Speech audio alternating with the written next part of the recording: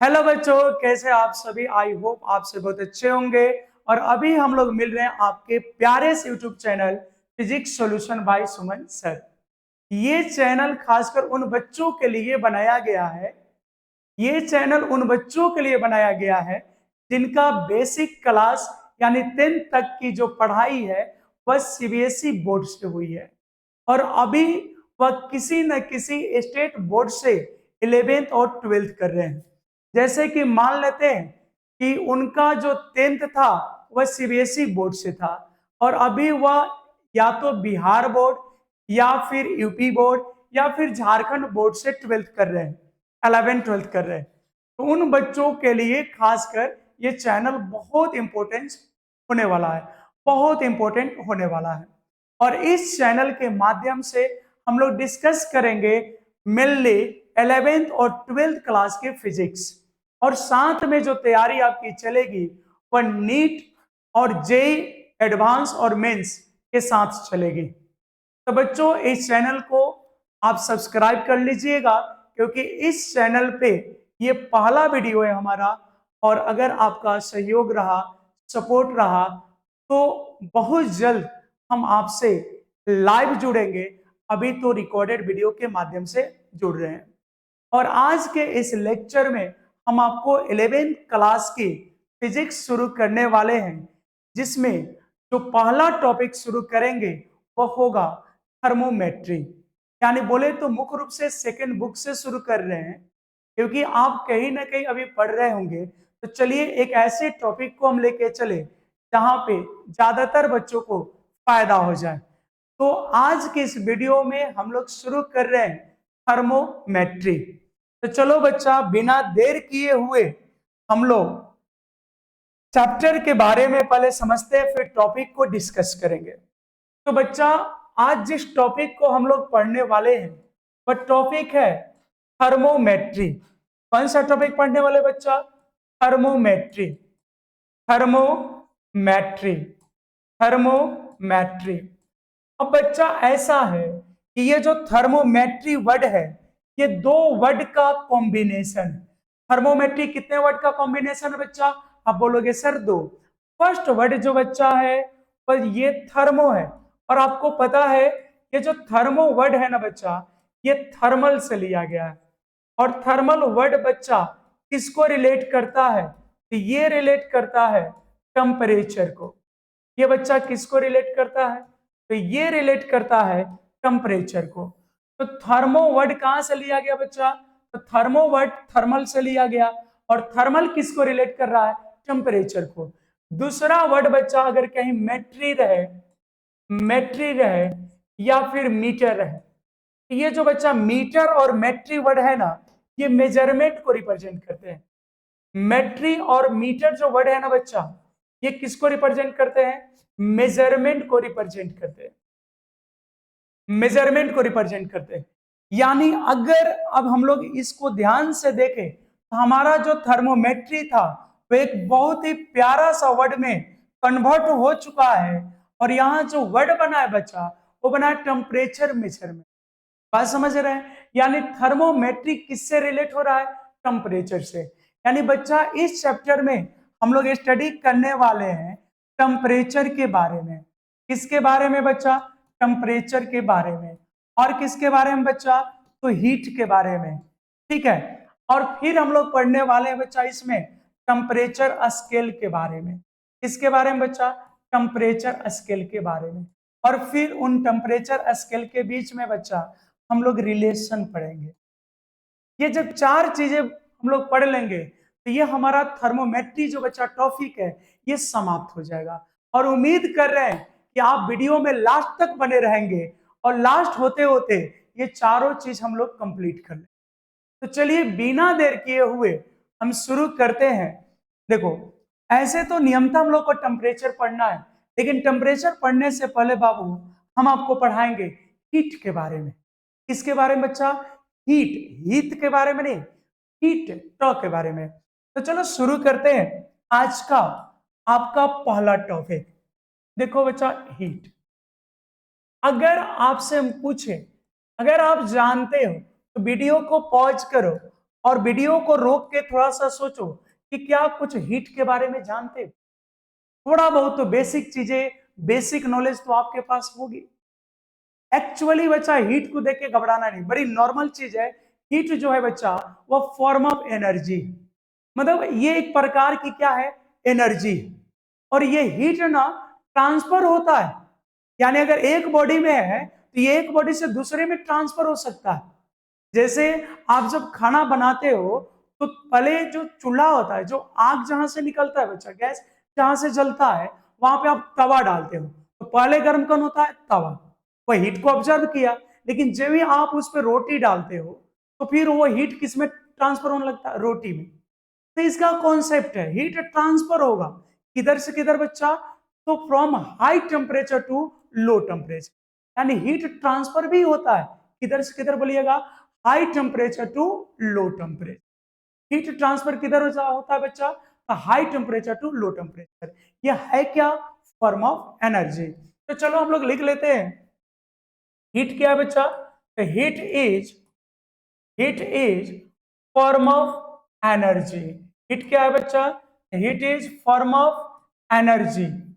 Energy heat क्या है, तो form of energy which is which is which is transfer, which is transfer, बोलो बच्चा, विच इज ट्रांसफर किधर, from high temperature, from high temperature to low temperature, from high temperature to low temperature. क्या है बच्चा, heat is form of energy which is transfer from high temperature to low temperature. तो heat बच्चा form of energy है जो transfer हो सकता है किधर से किधर, हाई टेम्परेचर से लो टेम्परेचर की ओर। इतनी बात क्लियर है। अब देखो बच्चा हीट का कारण क्या, देखो हमारे अगल बगल जितने भी सबस्टांस है, जितनी भी बॉडी है बच्चा, सबके सब मॉलिक्यूल से बने। किससे बने, मॉलिक्यूल से। और मॉलिक्यूल का एक खासियत होता है बच्चा, उसकी एक प्रॉपर्टी होती है कि वो किस स्टेट में होता है, तो हमेशा मोशन में होता है। और जब मॉलिक्यूल्स किसी सब्सटेंस में मोशन में रहेंगे तो उनकी वजह से काइनेटिक एनर्जी एग्जिस्ट करती है, और उसी काइनेटिक एनर्जी की वजह से किसी सब्सटेंस में हीट प्रोड्यूस होता है। तो बोलोगे बच्चा कि तब सर जब अगर ज्यादा मॉलिक्यूल फास्ट होगा, अगर उनकी मोशन फास्ट होगी तो क्या काइनेटिक एनर्जी ज्यादा होगा? यस, बिल्कुल सही समझ रहे हो आप। अगर मॉलिक्यूल स्लो चलेंगे, धीरे चलेंगे, तो उनकी काइनेटिक एनर्जी भी कम हो जाएगी। तो आप कहोगे क्या सर, अगर किसी बॉडी में हम अलग से बाहर से हीट सप्लाई कर दे तो क्या मॉलिक्यूल की काइनेटिक एनर्जी या उनकी स्पीड बढ़ जाएगी? बिल्कुल बढ़ जाएगी। अगर किसी सब्सटेंस को आप गर्म कर रहे हैं, उनको एक्सटर्नल एनर्जी दे रहे हैं, तो उसमें जो मॉलिक्यूल है उनकी स्पीड बढ़ जाएगी। और अगर उससे एनर्जी निकाल रहे हो तो फिर स्पीड घट जाएगी, यानी डिक्रीज कर जाएगी। तो हीट प्रोडक्शन का जो बच्चा मेन कॉज होता है वो क्या होता है, kinetic energy of molecule of substance. यानी जितने भी सबस्टेंस है सबके सब मॉलिक्यूल से बने हैं, और मॉलिक्यूल मोशन में है, और मोशन की वजह से काइनेटिक एनर्जी है, और वही काइनेटिक एनर्जी क्या है, हीट। तो लिख लेंगे बच्चा यहां पे, the main cause of the main cause of the main cause of the main cause of heat production, the main cause of heat production, the main cause of बच्चा heat production is kinetic is kinetic energy of molecule of molecule of substance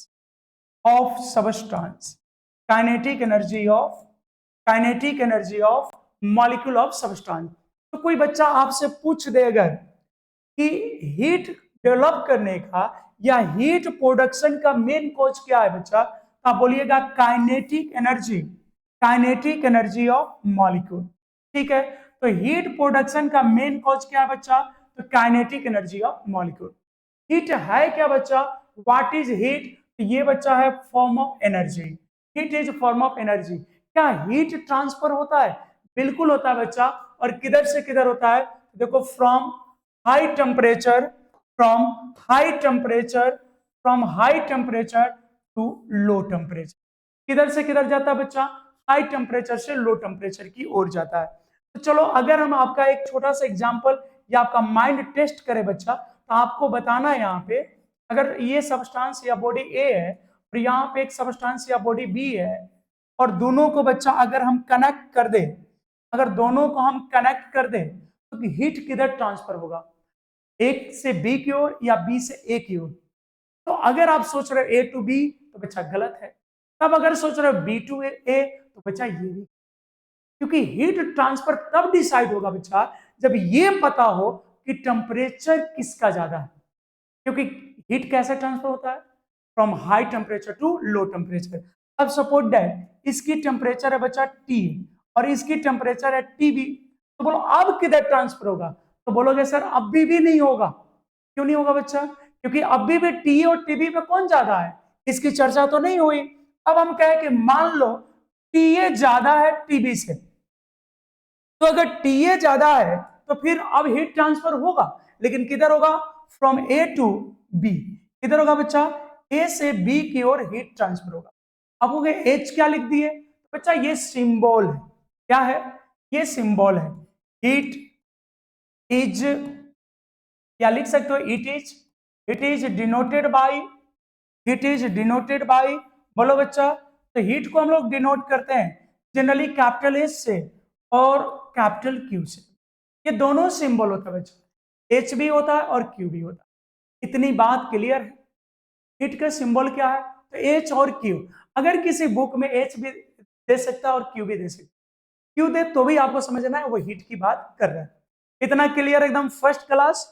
हाँ, ये चूंकि video आपके लिए first video होगा, क्योंकि ये channel ही अभी हम लोग न्यू बनाए हैं आपके लिए, आपकी सुविधा के लिए, आपकी पढ़ाई में कोई प्रॉब्लम ना हो इसलिए। तो बच्चे एक फीडबैक की जरूरत होगी हमको, ठीक है? आपके लिए कितना सही है या आपको कॉन्सेप्ट कैसा लगा, ये कमेंट बॉक्स में फीडबैक जरूर दीजिएगा। और मेरी ताकत होगी आपकी सब्सक्रिप्शन। तो अगर आप चैनल को सब्सक्राइब करोगे, सहयोग करोगे, प्यार दोगे, तो हमारी एनर्जी बढ़ेगी और फिर हम आपके लिए लेके आएंगे बहुत अच्छे अच्छे टॉपिक को। तो चलिए इस टॉपिक को बच्चा आगे बढ़ाते हैं और आज का अगला टॉपिक लेते हैं, इससे रिलेटेड कुछ पॉइंट्स। ठीक है बच्चा, हेडिंग दे लोगे some points related with heat, some points related with heat. किससे रिलेटेड बच्चा? Related with heat. तो कुछ पॉइंट यहां पे देखेंगे तो किसको रिलेट करेगा? हीट को बच्चा। किसको रिलेट कर रहे हैं? हीट को। अब आप बताओ हीट कैसा क्वांटिटी? तो सबसे पहले बोलेंगे बच्चा heat is a scalar quantity. Heat कैसा है बच्चा? तो हीट बच्चा स्केलर क्वांटिटी है। हीट कैसा क्वांटिटी है? तो स्केलर क्वांटिटी। हीट कैसा है बच्चा? स्केलर। अब कहोगे सर इसका तो मैग्नीट्यूड और इसका डायरेक्शन भी बोल दिया, किधर से किधर? High temperature to low temperature. और आप कहोगे कि जनरली सर वेक्टर एक चैप्टर था, वहां पे हम पढ़े थे कि those quantity which have magnitude as well as direction, then quantity is known as, then quantity is called vector। But बच्चा उसमें एक और बातें थी, तो वो वेक्टर अलजेब्रा यानी ट्रायंगल लॉ को फॉलो करना चाहिए। इसकी मैग्नीट्यूड है और एक डायरेक्शन भी है, high to low, high temperature to low temperature. But ये वेक्टर अलजेब्रा जैसे ट्रायंगल लॉ, पैरेललोग्राम लॉ, उसको ये फॉलो नहीं करता है। ये कैसी क्वांटिटी है? स्केलर। याद रखिएगा, ठीक है? कोई कंफ्यूजन ना बने। अब देखो हीट चूंकि बच्चा एनर्जी है, और आपको पता है कि एनर्जी के जो डायमेंशनल फॉर्मूला होती है वो होती है M L square T to the power -2। तो इसकी डायमेंशनल फॉर्मूला क्या होती है? बोलो बच्चा। The dimensional formula the dimensional formula the dimensional formula of heat is m l square t to the power -। तो हीट का डायमेंशनल फॉर्मूला क्या होता है बच्चा, ml² T⁻⁻²। अब यहां पे हम इसका यूनिट के बारे में देखेंगे बच्चा, किसके बारे में देखेंगे, यूनिट ऑफ हीट, किसके बारे में पढ़ेंगे बच्चा, यूनिट ऑफ हीट के बारे में। देखो अलग अलग यूनिट होगा, इसका एसआई यूनिट हो सकता है, तो हीट का बच्चा चाहे एसआई लो या एमकेएस लो, ये दोनों सेम होता है। तो हीट का एसआई यूनिट और एमकेएस यूनिट ये दोनों बच्चा होता है जूल। हीट का एसआई और एमकेएस यूनिट दोनों क्या होता है बच्चा, जूल। सेकेंड यूनिट अब लेंगे बच्चा हम लोग सीजीएस, और सीजीएस में बच्चा ये होता है कैलोरी। सीजीएस में बच्चा क्या होता है, कैलोरी। अब कहोगे आप कि सर यूनिट सिस्टम तो 4 था, ये अलग बात है कि प्रचलित जो है, जो हमारे यहाँ यूज में जो यूज होता है, जनरली यूज होता है वह एसआई और एमकेएस और फिर ज्यादा सीजीएस। अब आप कहोगे सर एपीएस, तो चलो यूज तो नहीं होगा हमारे यहाँ, लेकिन हम लोग पढ़ लेते हैं, उसको भी पढ़ लेते हैं। एपीएस में बच्चा होता है, चूंकि ये ब्रिटिश यूनिट सिस्टम है, उसमें होता है बीटीयू, लिखते हैं उसको, क्या लिखते हैं, बीटीयू। अब सर बीटीयू क्या है, देखो बीटीयू का मतलब है बच्चा British thermal, British thermal unit, British thermal unit क्या होता है बच्चा, ब्रिटिश थर्मल यूनिट होता है। क्लियर है, क्या होता है, ब्रिटिश थर्मल यूनिट। यहां तक क्लियर होनी चाहिए, यहां तक बिल्कुल आपको इजीली समझ में आना चाहिए। तो अगर आपसे कोई पूछे बच्चा कि हीट का एसआई यूनिट क्या होता है, तो आप बोलना जूल। सीजीएस यूनिट क्या होता है बच्चा, तो कैलोरी। एपीएस यूनिट क्या होता है बच्चा, तो बीटीयू, जिसको हम लोग कहते हैं ब्रिटिश थर्मल यूनिट। क्लियर है। अब यहाँ पे बात है कि एक थोड़ी सी रिलेशन इनके बीच में देख लेते हैं हम लोग, रिलेशन देख लेते हैं किसके बीच में बच्चा, रिलेशन ऑफ यूनिट्स, या लिख सकते हो रिलेशन बिटवीन यूनिट्स। अब इन यूनिट्स के बीच में कुछ रिलेशन देख लेते हैं, ठीक है। तो देखो यहाँ पे ध्यान देंगे आप लोग, एक कैलोरी बच्चा होता है, ये छोटी छोटी बातें याद रखिएगा, ये छोटी छोटी बातें बाद में बड़ी गंभीर चोट दे देती है। तो 1 कैलोरी जो बच्चा होता है, ये होता है 4.18 जूल के बराबर होता है, जिसको अप्रोक्सली हम लोग 4.2 जूल भी मान लेते हैं, ठीक है, 4.2 जूल भी मान लेते हैं। अब क्या है कि एक बीटीयू की अगर बात करें बच्चा, एक ब्रिटिश थर्मल यूनिट की बात करें, तो ये 252 कैलोरी के बराबर होता है। यानी एक British thermal unit, 1 British thermal unit is equal to, equivalent to 252 calorie, 252 calorie. और इसको जब फिर 4.2 से मल्टीप्लाई करते हैं फॉर जूल, तो ये बच्चा मिल जाता है अप्रोक्सली 1055 जूल। यानी एक बीटीयू में बच्चा कितना जूल होता है, तो 1055, 1055 जूल। 1 बीटीयू में कितना कैलोरी होता है, 252। एक कैलोरी में कितना जूल होता है बच्चा, 4.18 जूल। बोलो इतनी बातें क्लियर है, कहोगे सर ये तो इजीली समझ में आ गया, आगे बढ़ो तो समझते हैं। तो अच्छा बच्चा बच्चा ये बताओ कि क्या तुमको पता है कैलोरी किसे, व्हाट इज कैलोरी, ये तो जानते हो जूल के बारे में, क्योंकि जब मैकेनिक्स पढ़ रहे होंगे जो फर्स्ट बुक में है, तो वहां पे वर्क पर एनर्जी है, वहां पे आपको जूल के बारे में पढ़ना है। लेकिन क्या आप कैलोरी के बारे में जानते हो, नहीं जानते हो तो चलो बता देते हैं, क्या दिक्कत है। आओ बच्चा नेक्स्ट टॉपिक ले लेते हैं हम लोग, कैलोरी। नेक्स्ट टॉपिक क्या ले लेते हैं बच्चा, कैलोरी। नेक्स्ट टॉपिक क्या ले लेते हैं, कैलोरी। अब बताओ कैलोरी क्या है, व्हाट इज कैलोरी। देखो कैलोरी इतना तो पता है कि यूनिट है, तो एक मेजरमेंट होगा। देखो कैलोरी क्या है, व्हाट इज कैलोरी। देखो 1 ग्राम प्योर वाटर लिया गया, कितना ग्राम प्योर वाटर बचा, 1 ग्राम, और उसको गर्म किया गया, और तब तक गर्म किया गया जब तक उसकी टेम्परेचर 14.5 डिग्री सेल्सियस से बढ़कर 15.5 डिग्री सेल्सियस न हो गया।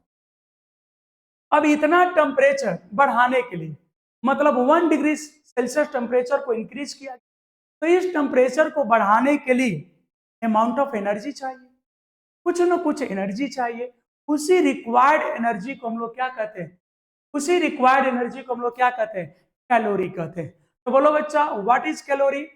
1 ग्राम प्योर वाटर का टेम्परेचर 14.5 से 15.5 यानी 14.5 डिग्री सेल्सियस टू 15.5 डिग्री सेल्सियस पहुंचाने में जितनी ऊष्मा की जरूरत पड़ी, जितना हीट का जरूरत पड़ा, उसी को हम लोग क्या कहते हैं, कैलोरी कहते हैं।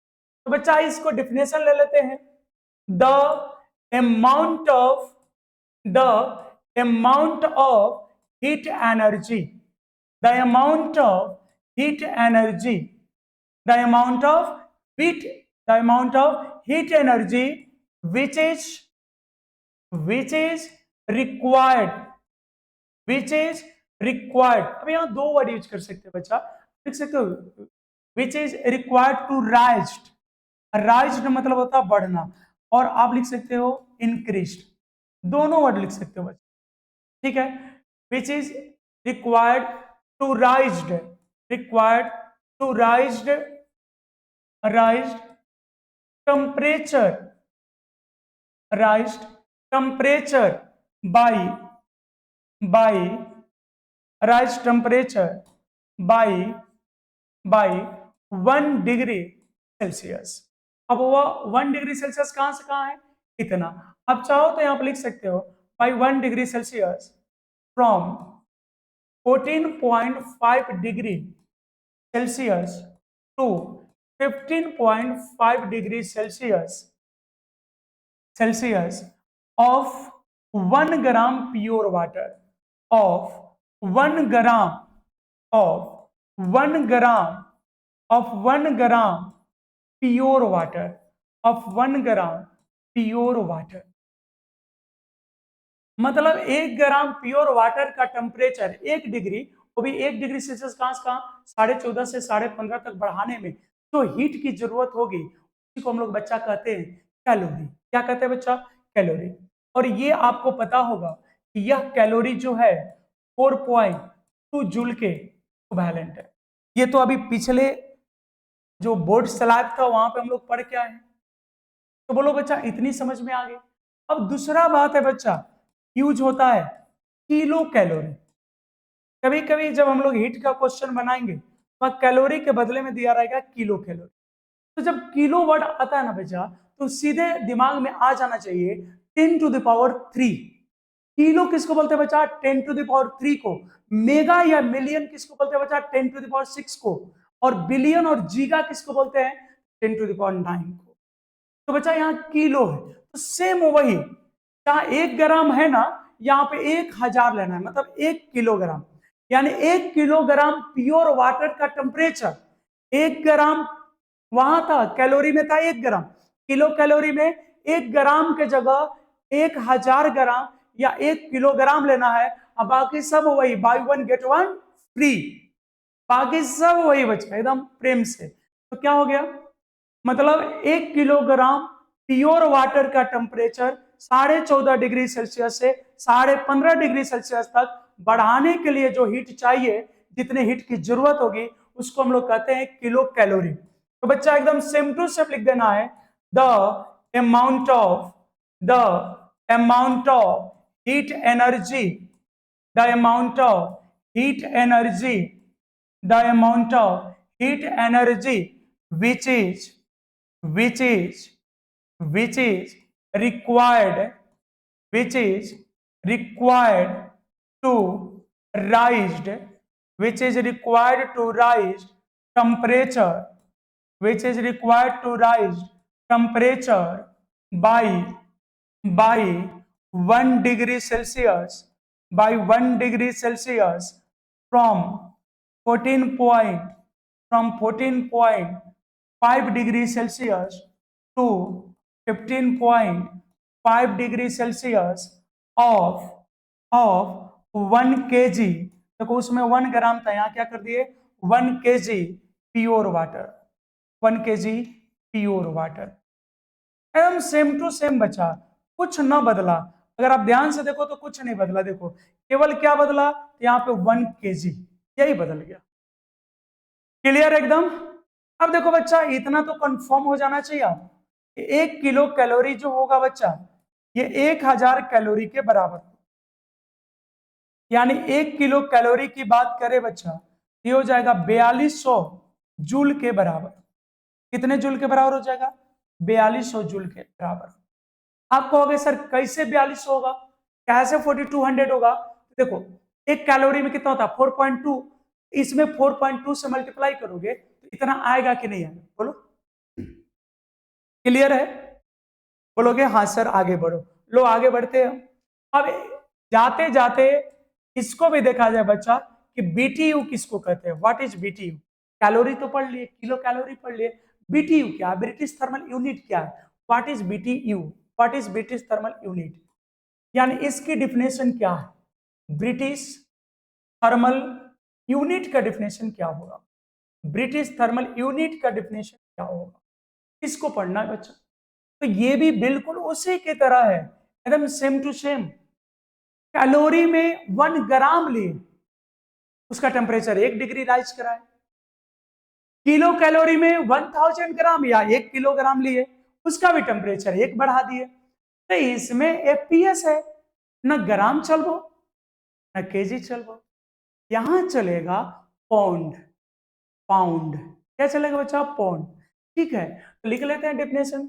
The amount of the amount of the amount of heat energy, the amount of heat energy, the amount of heat energy which is the amount of heat energy which is required to raised which is required to rise temperature by 1 degree Celsius भी लिख सकते हैं, नहीं sorry 1 degree Fahrenheit. FPS 1 degree Fahrenheit of 1 pound pure water. एक बात ध्यान देना बच्चा, उसमें डिग्री सेल्सियस था, लेकिन यहां 1 डिग्री फ़ारेनहाइट है। यहाँ क्या बच्चा? 1 डिग्री फ़ारेनहाइट है। इस बात को थोड़ा सा ध्यान देना, ठीक है। और 1 BTU इक्वल टू होता है बच्चा 252 कैलोरी। 252 कैलोरी, या इसी को लिख सकते हैं 1 BTU जो होता है बच्चा 252, और इसमें मल्टीप्लाई कर देंगे बच्चा हम लोग 4.2 जूल से, और ये बन जाएगा अप्रॉक्सली 1055 जूल। ये वैल्यू जो लिखे हैं बच्चा, ये अप्रॉक्स वैल्यू। बोलो यहां तक किसी को कोई प्रॉब्लम है? यहां तक किसी को कोई प्रॉब्लम है?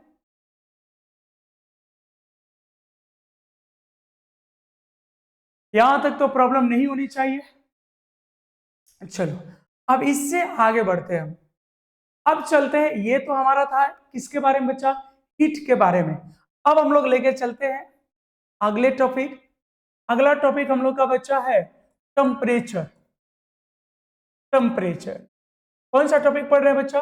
टेम्परेचर। टेम्परेचर टेम्परेचर पढ़ेंगे। अब थोड़ा यहां देखो ना ध्यान से, यहाँ पे एक बात लिखी हुई है, तो ध्यान से पढ़ो। क्या लिखा हुआ? यहाँ पढ़ो, यहाँ देखो, यहाँ पे लिखा हुआ है heat is form of energy which is transfer from high temperature to low temperature. मतलब हीट किधर जाता है? हीट किधर फ्लो करता है बच्चा? तो high temperature to low temperature. तो क्या हम लोग ऐसे नहीं कर सकते हैं कि टेम्परेचर ही वह प्रॉपर्टी है, या टेम्परेचर ही वह फिजिकल क्वांटिटी है जो हीट फ्लो के डायरेक्शन को रिकॉग्नाइज करेगा, हीट फ्लो के डायरेक्शन को रिप्रेजेंट करेगा? यानी हम ये नहीं कह सकते कि टेम्परेचर ही वह प्रॉपर्टी है जो यह बतलाएगा कि हीट किस ओर जाएगा। बिल्कुल बोल सकते हैं। तो आप क्या बोलोगे? Temperature is that property of substance which decide direction of flow of heat, जो हीट फ्लो के डायरेक्शन को क्या करता है? रिकॉग्नाइज करता है, डिसाइड करता है, रिप्रेजेंट करता है। लिख सकते हैं या ऐसे भी बोल सकते हो बच्चा कि temperature is that physical quantity, temperature is that physical quantity which decide flow of heat, flow of heat, तो हीट फ्लो के डायरेक्शन को रिप्रेजेंट करता है। तो चलो शुरू करते हैं यहाँ पे बच्चा और लिख लेते हैं यहाँ पे temperature is that property, temperature is that property of substance, that property of substance which decide which decides direction of which decides direction of flow of heat, जो हीट फ्लो के डायरेक्शन को क्या करता है, डिसाइड करता है। बड़ी simple और प्यारा सा डिफिनेशन है बच्चा, temperature is that property of substance which decides flow of heat, यानी जो ये बतलाएगा कि हीट किस ओर जाएगा। बात क्लियर है। अब देखो बच्चा इसको हम लोग लिखते क्या है, किस लेटर से रिप्रेजेंट करते हैं। Temperature is denoted by capital T. इसको किस लेटर से रिप्रेजेंट करते हैं बच्चा, कैपिटल टी। ऐसे कहीं कहीं बच्चा थीटा भी दे देता है, थीटा भी दे देता है, कैपिटल टी जनरली लिखते हैं, ऐसे कहीं कहीं थीटा भी दे देता है। अब इसको अगर हम बोले ये कैसा क्वांटिटी है बच्चा, तो temperature is a scalar quantity. Temperature कैसा क्वांटिटी बच्चा, तो यह स्केलर क्वांटिटी है और साथ में ये फंडामेंटल भी है। जो 7 फंडामेंटल क्वांटिटी पढ़े होंगे उसमें इसका भी नाम होगा, ये फंडामेंटल क्वांटिटी। इसका SI यूनिट बच्चा केल्विन होता है। The SI unit of temperature is kelvin. इसका SI यूनिट क्या होता है बच्चा, तो केल्विन होता है, केल्विन होता है। क्लियर है इतना, टेम्परेचर से जुड़ी हुई ये बातें आपको क्लियर है बच्चा, होना चाहिए। अब इतने सिंपल लैंग्वेज को अगर नहीं समझोगे भाई तो क्या समझोगे। उम्मीद करते हैं आपको समझ में आ रहा होगा। अगर नहीं भी आ रहा होगा ना तो कोई बात नहीं है, ठीक है, हम आपके कमेंट का इंतजार करेंगे और फिर उसमें अगर लगेगा कि नहीं थोड़ी सी सुधार करनी चाहिए या कोई सजेशन होगा बच्चा तो आप उसको कमेंट बॉक्स में दे सकते हैं। लेकिन सहयोग जरूर करिएगा, सहयोग की जरूरत है आपको, ठीक है। चलो अब बच्चा हम चलते हैं, इस टॉपिक को आगे बढ़ाते हैं और अब चलते हैं टेम्परेचर स्केल पे। कौन सा टॉपिक पे चलते हैं बच्चा, तो अब हम लोग चलते हैं टेम्परेचर स्केल पे। Temperature scale, temperature scale, temperature scale पे चलते हैं। बोलो भाई, नाम से पता है टेम्परेचर को मापने वाला स्केल, मतलब the scale which is used for measurement of temperature, मतलब वैसे स्केल जिसको टेम्परेचर को मेजर करने के लिए यूज करते हैं। बात समझ में आ रही बच्चा, क्या what is temperature scale, the scale which is the scale which is used for measurement, which is used for measurement of temperature, measurement of temperature, मतलब वैसे स्केल जो टेम्परेचर को मेजर करने के लिए यूज होते हैं, जो टेम्परेचर को मापने के लिए यूज होते हैं, उसको क्या कहते हैं हम लोग, टेम्परेचर स्केल कहते हैं। आपको पता है बच्चा टेम्परेचर स्केल जो है भाई वो जनरली 4 टाइप का होता है। टेम्परेचर स्केल बच्चा जनरली 4 टाइप्स का होता है। टेम्परेचर स्केल कितने प्रकार का होता है बच्चा, 4 टाइप्स का। और इसको डिजाइन करने के लिए 2 चीजों को ध्यान रखा गया। टेम्परेचर स्केल को डिजाइन किया गया बच्चा वाटर के रिस्पेक्ट में, और वाटर के दो कंडीशन, एक बॉइलिंग पॉइंट, एक फ्रीजिंग पॉइंट। बॉइलिंग पॉइंट समझते हैं जहां पे नाम से स्पष्ट है, जिस टेम्परेचर पे वाटर बॉयल करने लगता है, खौलने लगता है। आप लोग अगर कोई इसमें अगर अंडा उंडा खाते होंगे तो आप लोग अंडा का एक आइटम होता है बॉयल। तो बॉयल क्या है बच्चा, मतलब उसको उस टेम्परेचर तक गर्म किया गया है जहां पे पानी खोलने लगता है और उसमें वो उबलने लगता है पानी, और उसमें उसको डाल के पकाया गया। तो बॉइलिंग जहां पे पानी उबलने लगे, और एक फ्रीजिंग पॉइंट होता है बच्चा जहां पे पानी जमने लगे, और उसी के रिस्पेक्ट में टेम्परेचर स्केल को डिजाइन किया गया है।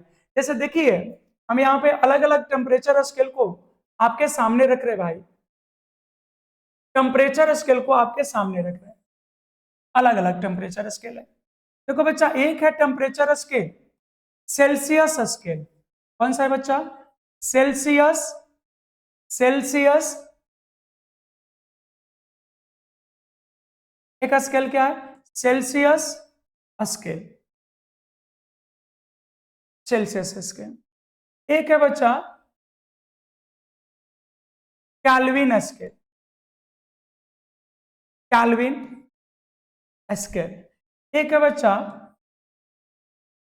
Fahrenheit scale, Fahrenheit scale, Fahrenheit scale. और एक है बच्चा rumour scale, rumour scale, rumour scale. अब आपको इतना समझना है कि ये जो चार स्केल है, ये चारों स्केल को डिजाइन किया गया है वाटर के रिस्पेक्ट में, और वाटर के दो चीजों को ध्यान में दिया गया है। बड़ी सिंपल है, बस दो चीजों को ध्यान दिया गया, एक बॉइलिंग और एक फ्रीजिंग। तो देखो, जब सेल्सियस स्केल को डिजाइन किया गया, इसमें वाटर का जो बच्चा बॉइलिंग पॉइंट है उसको लिया गया 100 डिग्री सी, और बच्चा जो फ्रीजिंग पॉइंट है, जो फ्रीजिंग पॉइंट है उसको लिया गया 0 डिग्री सी। कैल्विन जो ये बच्चा है, कैल्विन वाला, इसमें बॉइलिंग पॉइंट को लिया गया 373 के, और फ्रीजिंग पॉइंट को बच्चा लिया गया, फ्रीजिंग पॉइंट को लिया गया 273 के। जब फारेनहाइट बच्चा हुआ, फारेनहाइट, तो इसमें बॉइलिंग पॉइंट को लिया गया 212 202 डिग्री एफ, और फ्रीजिंग को बचा, फ्रीजिंग को लिया गया आपको 32 डिग्री एफ। बच्चा र्यूमर जब लिया गया तो बॉइलिंग पॉइंट को माना गया 80 डिग्री आर, और जब फ्रीजिंग लिया गया बच्चा तो 0 डिग्री आर। ये बच्चा 80 डिग्री आर था, ये कितना है? 80 डिग्री आर, 80 डिग्री आर। एक इंटरेस्टिंग बात बताएं आपको, इंटरेस्टिंग बात ये है बच्चा कि ये जो भी क्वांटिटी ऊपर लिखे गए हैं, जो ये अमाउंट ऊपर लिखे गए हैं, यानी यहाँ सेल्सियस का जो 100 डिग्री सी है, ये केल्विन के 373 के बराबर है, फारेनहाइट के 212 के बराबर है, और ये र्यूमर के 80, यानी यहाँ 80 डिग्री आर, 212 डिग्री एफ, 373 के, 100 डिग्री सी, ये सभी वैल्यू आपस में बराबर है। ये सभी वाटर के बॉइलिंग पॉइंट है। यहाँ बीपी का मतलब बच्चा है, यहाँ बीपी का मतलब है बॉइलिंग पॉइंट। यहाँ बीपी का मतलब क्या बच्चा? Boiling point. यहाँ बीपी का मतलब क्या? Boiling point. और एफपी का मतलब है बच्चा फ्रीजिंग पॉइंट। एफबी का क्या मतलब है? Freezing point. अब आप कहोगे कि सर हम लोग डिफिनेशन कैसे देंगे? आप कहोगे सर हम लोग डिफिनेशन कैसे दें? कहोगे सर मान लीजिए हमको लिखना हो सेल्सियस स्केल, तो कैसे लिखे? तो सिंपल हो गया बच्चा, इतना तो दिमाग लगा ले। आप बोल सकते हो कि दोज टेम्परेचर स्केल, अगर मान लो सेल्सियस स्केल को डिफाइन करना था, कैसे बोलते हैं? Those temperature scale in which boiling point of water is taken 100 degree C and freezing point of water is taken 0 degree C. इसी तरह यहां भी Kelvin scale is that temperature scale in which boiling point of water is taken 373 K and freezing point of water taken 273 के, ऐसे करके लिख लोगे। क्या उम्मीद करें, क्लियर है। अब देखो बच्चा यहाँ पे हम लोग अब इसको थोड़ा सा आगे बढ़ाते, अब इनके बीच का रिलेशन लाते हैं, इनके बीच का रिलेशन लाते, between relation between temperature scale, relation between temperature scale, किसके बीच में बच्चा रिलेशन लाते हैं, तो टेम्परेचर स्केल के बीच में रिलेशन लाते हैं। अब टेम्परेचर स्केल के बीच में अगर रिलेशन लाना है बच्चा तो बड़ी सिंपल है, कुछ नहीं करना आपको। देखो बस करना ये है कि आपको किसी भी स्केल का, अब जिस स्केल को आप ले रहे हैं उस स्केल का यहां रीडिंग लेना है, या बोल सकते हो स्केल भी बोल सकते हो, यहां पे रीडिंग लेना है, और उसमें से बच्चा, उसमें से क्या करना है आपको, फ्रीजिंग पॉइंट को घटा देना है। किसको घटाना बच्चा, फ्रीजिंग पॉइंट को घटा देना। रीडिंग अपॉन हो जाएगा बच्चा फ्रीजिंग पॉइंट। अब उसके बाद कुछ नहीं करना है, यहां बॉइलिंग पॉइंट लेना है और फिर इस बॉइलिंग पॉइंट में से फ्रीजिंग पॉइंट को हटा देना। ठीक है, इस पे थोड़ा सा सोचो बच्चा, एक मिनट सोच लो, कुछ नहीं करना है। जैसे आप कहोगे जैसे रीडिंग से मतलब हमको समझने में दिक्कत हो रही है, अगर बच्चा यहाँ पर रीडिंग को अगर समझने में दिक्कत हो रही है तो आप ऐसे समझना, इस रीडिंग के जगह आप स्केल भी समझ सकते, स्केल भी समझ सकते, ठीक है। और ये वैल्यू जो है बच्चा, ये ऑलवेज कांस्टेंट मिलेगा, ये वैल्यू ऑलवेज कांस्टेंट मिलेगा। यानी किसी भी दो स्केल के लिए अगर ये वैल्यू आप लिखते हो तो उनको आपस में इक्वल कर सकते हो, क्योंकि ये वैल्यू क्या है, कांस्टेंट है बच्चा, ये वैल्यू क्या है, कांस्टेंट है ना। समझे आप, कोई बात नहीं, नहीं समझे फिर से हम समझाते हैं। जैसे मान लो आपको अब रिलेशन चाहिए, जैसे मान लो रीडिंग स्केल जैसे आपको लिखना है सेल्सियस, तो सी। अब बताओ सेल्सियस पे फ्रीजिंग पॉइंट क्या होता है बच्चा, तो बोलोगे सर 0 डिग्री। अब बताओ सेल्सियस पे बॉइलिंग पॉइंट क्या होता है बच्चा, तो बोलोगे सर 100 डिग्री। फिर से माइनस क्या करना बच्चा, फ्रीजिंग, बोलोगे सर 0 डिग्री। अब देखो क्योंकि ये वैल्यू कांस्टेंट है, ये हर स्केल के लिए सेम होगा। अब उसी तरह अब बगल में मान लो हम फारेनहाइट को ले, तो फारेनहाइट को स्केल का नाम या रीडिंग को क्या लिखते हैं, एफ। फ्रीजिंग पॉइंट क्या होता है बच्चा, 32। इसमें बॉइलिंग पॉइंट क्या बच्चा, 212। फ्रीजिंग पॉइंट क्या बच्चा, 32। मतलब ये वैल्यू आपस में बराबर हो, किसी भी स्केल का अगर ये वैल्यू लोगे कंपेयर करोगे तो वो वैल्यू सेम रहेगा, क्योंकि इसको कांस्टेंट माना जाता है। ये बड़ी सिंपल तरीका है फॉर्मूला निकालने का। अब कहोगे सर ऐसा है तो केल्विन के साथ रिलेट कर दो, लो केल्विन का रीडिंग क्या लिखेंगे बच्चा, के, या स्केल भी बोल सकते हो। फ्रीजिंग पॉइंट कितना बच्चा, 273। बॉइलिंग पॉइंट कितना बचा, 373। और फिर से फ्रीजिंग पॉइंट कितना बचा, 273। अब कहोगे सर तो र्यूमर का बता दो, र्यूमर का बता दो, तो र्यूमर का स्केल आर से शुरू होता है बच्चा, तो आर माइनस 0, फ्रीजिंग 0 होता है, फिर हो जाएगा बच्चा 80 माइनस 0। बोलो इतनी बात समझ। अब बोलो सी माइनस 0 कितना होता है बच्चा, तो आप कहोगे सर सी होता है, और अपॉन क्या हो जाएगा 100। यहाँ रिलेशन क्या मिल गया बच्चा, एफ माइनस 32 अपॉन 180। यहाँ क्या रिलेशन मिल गया बच्चा, के माइनस 273 अपॉन 100। यहाँ का रिलेशन मिल गया बच्चा आर अपॉन 80। ये एक आपको रिलेशन मिल, बोलो मिल गया कि नहीं। अब इसी पे आप किसी भी न्यूमेरिकल को सॉल्व कर सकते हो। मान लो आपको कहेगा कि सेल्सियस को फारेनहाइट में बदलो, तो इस वाले रिलेशन को लेंगे। कहेगा सेल्सियस को केल्विन में बदलो, तो ये दोनों को ले लेंगे। कहेगा केल्विन को रीमर में बदलो, तो ये। बात क्लियर है। और अगर अभी थोड़ा सा इसको और सिंप्लीफाई अगर करना चाहे बच्चा, हम लोग इसको और सिंप्लीफाई कर सकते हैं। थोड़ा सा देखोगे ऊपर, इसको थोड़ा सा और सिंप्लीफाई कर लेते हैं।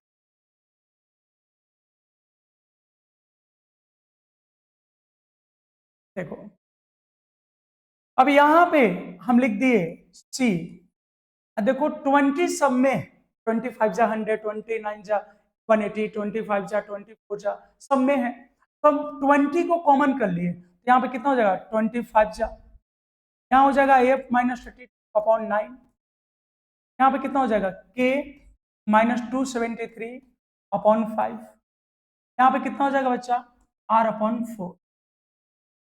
बोलो ये बातें समझ में आ रही? तो यही आपका एक रिलेशन हो गया, प्यारा सा छोटा सा। सर इतना बड़ा है, बाबू बड़ा नहीं है, ये बहुत छोटा सा है, ये छोटू मोटू फॉर्मूला है, आपको सर देखने में तो नहीं। तो देखो इसलिए छोटू मोटू है क्योंकि अगर सेल्सियस और फ़ारेनहाइट के बीच रिलेशन पूछेगा तो आप इतना बड़ा थोड़ी लिखोगे, सब थोड़ी लिखोगे। अगर सेल्सियस और फ़ारेनहाइट के बीच में बोलेगा तो केवल आप लिखोगे C/5 f माइनस 32/9, इसी फॉर्मूले का यूज करके क्वेश्चन बना लोगे।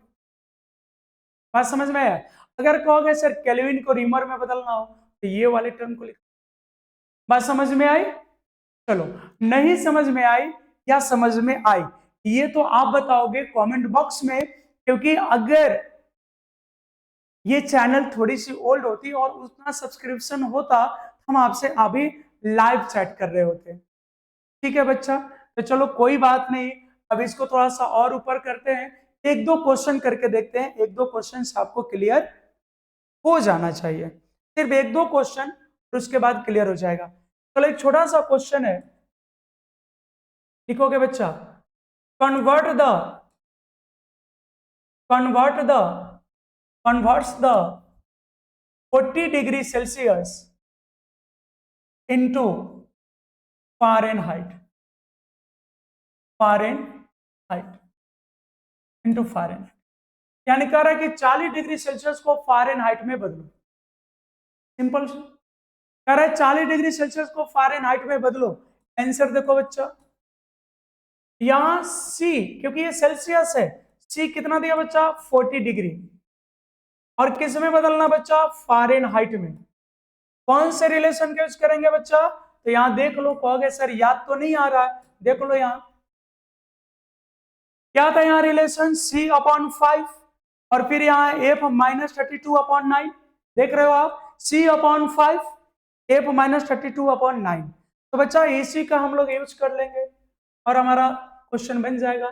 देखो C/5 f माइनस 32/9, अब बच्चा बोलो यहाँ पे कितना है 40 अपॉन क्या बच्चा 5 f माइनस 32/9, अब ये कितने बार में कैंसिल हो जाएगा बच्चा 8 टाइम्स, और ये 9 मल्टीप्लाई हो जाएगा 8 इंटू 9 f माइनस 32 हो जाएगा ना बच्चा। ये 5 8 जा कितना होता है 50, 5 8 जा कितना होता है 50, और 8 इंटू 9 को मल्टीप्लाई कर दिया, तो ये बच्चा हो गया 72, और फिर हो गया बच्चा f माइनस 32। अब इस अनुसार क्या है बच्चा, f इक्वल टू हो गया 72 plus 32 and this final value is 104 degree Fahrenheit. बात क्लियर हो गया? तो जो 40 डिग्री सेल्सियस है बच्चा वो फ़ारेनहाइट पर कितना होगा, 40 डिग्री सेल्सियस बच्चा फ़ारेनहाइट पे कितना होगा 104 डिग्री होगा। क्लियर, एकदम मस्त क्लास। चलो अब एक क्वेश्चन और ले लेते हैं बच्चा, यहां पे है कन्वर्ट्स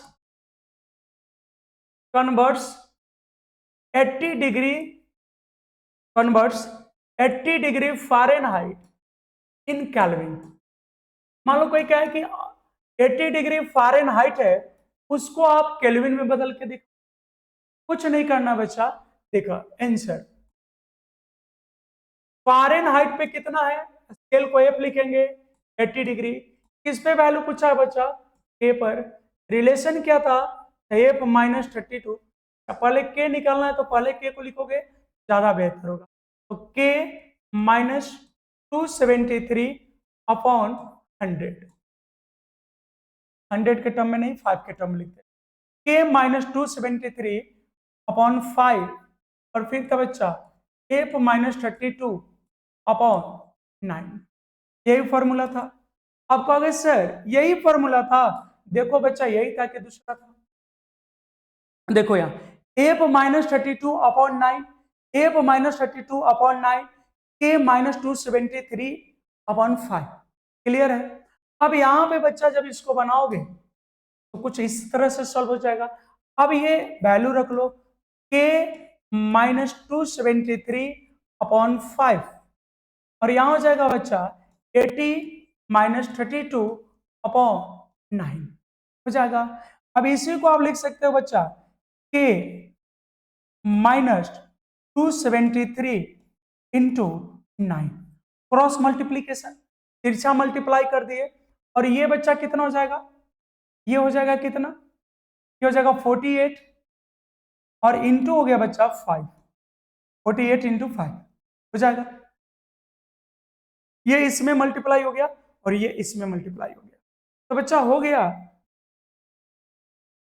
के माइनस 273 और इसको इसमें मल्टीप्लाई कर लो, ये हो जाएगा कितना, 8 5 40, 4 5 20, ये हो जाएगा 240। कितना हो जाएगा बच्चा 240 अपॉन कितना हो गया 9। अब आप कहोगे सर के की वैल्यू बोलो, के की वैल्यू हो जाएगी, पहले इसको आप डिवाइड कर लो, ये कितना हो जाएगा, ये हो जाएगा 9 दूनी 18, वहां बच जाएगा 9 दूनी 18 6, 9 6 54, फिर आ जाएगा 6। अब प्लस कितना हो जाएगा बच्चा 273, ये हो गया 6 3 9, 7 2 9 और फिर 2, इतना हो गया। यानी लगभग अगर बोले हम 300 केल्विन के अप्रोक्सीमेटली इक्वल होगा। इतनी बात समझ में आ गई, क्या उम्मीद करें। अब टॉपिक को बहुत जल्द समाप्त करेंगे बच्चा, ठीक है, थोड़ी सी नजर बनाइए। चलो एक क्वेश्चन और ले लेते हैं, उसके बाद अब नेक्स्ट क्लास में हम लोग सीखेंगे। चलिए एक क्वेश्चन और छोटा सा कर लेते हैं जल्दी, आप बना के दिखाओ। Converts the 50 degree R in Celsius. जल्दी आप क्वेश्चन को पॉज करो, वीडियो को पॉज करो और कॉपी कलम लेके बना के चेक करो कि आप सही बनाए। आर की वैल्यू क्या बच्चा, इस बार 50 है। सी की वैल्यू पूछी गई है, फॉर्मूला होता है C/5 इक्वल टू R/4, यही होता बच्चा। तो C/5 50/4, तो C इक्वल टू हो गया बच्चा 250/4। ये कितना हो गया बच्चा, ये हो गया 6, फिर हो गया 10, 2, फिर हो गया इतना हो जाएगा, यानी 62.5 डिग्री, यानी इतना हो जाएगा। ठीक है, अब आज चूंकि ये फर्स्ट वीडियो है और काफी लंबा भी हो गया फर्स्ट क्लास के अनुसार बोले तो बेटा जल्दी से आप इस पे ये कमेंट करके बताओगे, कमेंट जरूर करना बच्चा। अगर आपको स्क्रीनशॉट लेना है तो आप बारी बारी से पेज को रोक के स्क्रीनशॉट ले सकते हैं। आज के वीडियो में इतना ही, ठीक है, अब आपसे मिलते हैं नेक्स्ट क्लास में, ठीक है। आज के लिए इतना ही, बहुत बहुत धन्यवाद आप लोगों का और थोड़ी सी सहयोग की उम्मीद करें।